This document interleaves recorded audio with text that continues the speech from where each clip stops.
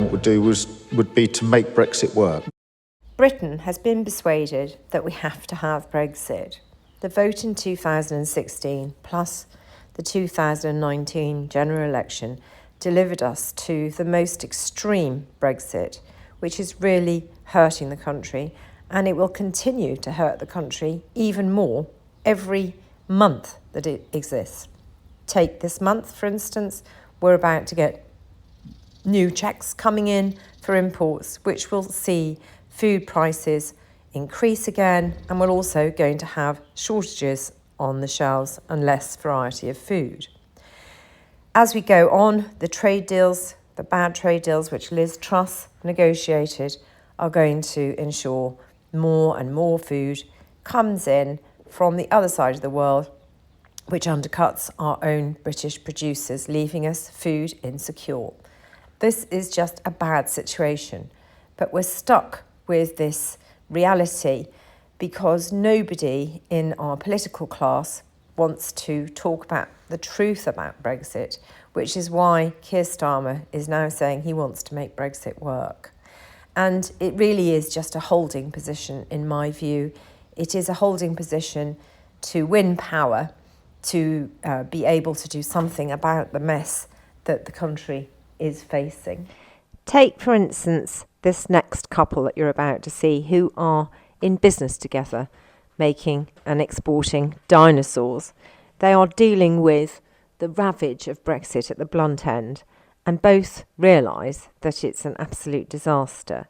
But one of the couple voted Brexit, Sue, and as you're about to see, while she can admit that it's not working and that it's having a bad impact on their business, when it comes to it, she still can't quite bring herself to say that if she had the vote again, she wouldn't vote Brexit. This is a really strange phenomenon that I think a lot of Brexit voters, or Brexit believers, whatever you want to call them, is stuck in.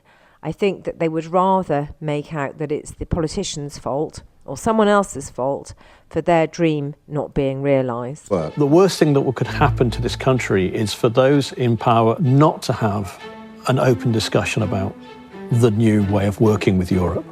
If we're to grow our business and make money and therefore pay more tax to help everybody else, we need people to understand that the European Union is still a very important business partner for us. It needs to be talked about to give confidence to the rest of the world and Europe that we can carry on trading. For business, Brexit is the elephant in the room. Even the most committed Brexiteer would find it quite difficult to say that it has worked as promised. We were going to be global Britain. We would find huge opportunities in the rest of the world, liberalise our economy in all sorts of wonderful ways which will unleash dynamism and entrepreneurship, innovation. I voted to leave. I probably do regret it the way it's turned out. I didn't think it would be, naively, this difficult, this much more red tape when there was supposed to be less. If there was another referendum tomorrow, I would seriously consider whether I would vote the same as I did last time. I think it's very difficult for Brexiteers, and we have to have some sort of sympathy for them, because I think it takes a long time to accept that you got it wrong.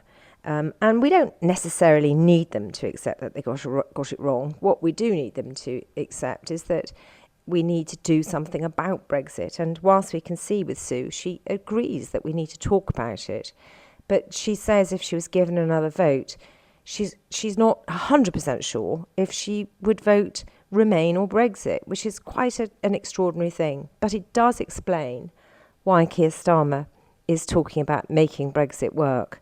And perhaps once Labour are in power and they're able to control the news cycle a bit more, then people like Sue will begin to wake up. Well, I voted to remain. I do get why lots of other people voted the other way. Well, we know why people voted Brexit. It was a very clever campaign. It was very optimistic, and it was full of simple promises which were never going to be able to be realised. But it also misdirected away from the experts and looking at the nitty-gritty and the difficult detail. But, you know, we have to accept that we don't need everybody to come to terms with Brexit being wrong. We just need to make sure that enough people vote smart next time. Some people will never admit that Brexit is a disaster, and that's just one of those things. And it's great having trade deals with Australia. That's really, really good for lots of businesses, I'm sure. But for us, often the dinosaur model inside the box is worth less than the postage costs to get it to Australia. It's just geographically too far away for us really to benefit from that. The Johnson government was desperate to get a trade deal or two trade deals over the line, and so the Australia and New Zealand deals were literally pushed over, even though our trade with Australia, as much as we love our Aussie cousins, is next to nothing. We are totally exposed there. I think the biggest of all the potential threats to UK farming at the moment is the way that those New Zealand and Australian trade deals sit and the potential access they have to our market. Absolutely right. These trade deals are an absolute disaster and we need to get out of them. And it's very heartening to see that today the new NFU president, Tom Bradshaw, has come out and confirmed this and criticised the Conservative government for the mess that is Brexit. And this is slow progress, but it is progress all the while. And it's also why we campaign here at Save British Farming to bring the focus on the real issues of the Brexit damage. Keir Starmer's made it clear he doesn't want to go back into the single market. He's also said that he doesn't want Britain to diverge from the European Union. He doesn't want Britain to undercut the EU on labour standards, environmental standards, food standards. So there is a big call for him to make. The public might be slightly irritated if he goes back to Brussels and negotiates something he hadn't talked about in detail in an election campaign. But frankly, British politics is littered with people doing things that they never actually promised to do. Don't forget, when Blair and Brown came in, they also didn't give many detailed promises. And some of the biggest things they ended up doing, like the independence of the Bank of England, they didn't talk about at all. It's clearly hurting business, and business drives our economy forward. Everybody wants growth, but I'm not sure the government or the future government of whatever hue is saying anything that says they want to make Brexit work. Nobody wants to talk about Brexit, but we really need to talk about the Brexit border tax, because it's going to push the cost of food up and it's going to lead to food shortages. And we've only got 28 days to persuade other MPs to stop it. The Brexit border tax is the UK Tory government's response to leaving the single market, customs union and VAT area. Is to pay for the cost of the border control posts that they've set up as a result. Most businesses importing food into the United Kingdom will have to pay £29 a time to do so for each type of food. Because most businesses import multiple types of food at the same time, it means in practical terms, most lorries will have to pay £145 to import food into this country. Don't get me wrong, I love the food that this country creates. I eat it in bucket loads. But this isn't about UK versus EU food. It's about our food supply chains and how they match together. What kind of food does it apply to?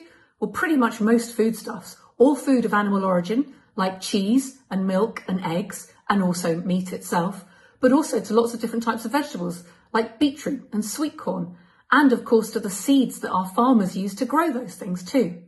This scheme isn't going to keep our food safe. Only 30% of the trucks are going to be checked anyway, even though 100% of them are going to be asked to pay this charge. We wouldn't need these charges if we signed a veterinary deal with Europe. There's going to be a separate charge if you actually want to bring live animals into this country. The government hasn't even announced what that will be yet, and these charges are coming in 28 days. Now don't panic. The government has at least recognised that there needs to be a personal exemption clause in this policy, which means that if you're bringing back a whole load of manchego or gonzola from your holiday in the back of your car, you should be okay as long as you can show that you would really eat all of it yourself. But it doesn't take a rocket scientist to work out that of course they're going to need to check that people aren't abusing that personal use criteria. Please help me sound the alarm. Share this video with your MP. Ask them what they're doing to stop the Brexit border tax from pushing up inflation and causing food shortages this summer. Thanks for watching. Don't forget to comment below, and if you haven't subscribed, please subscribe.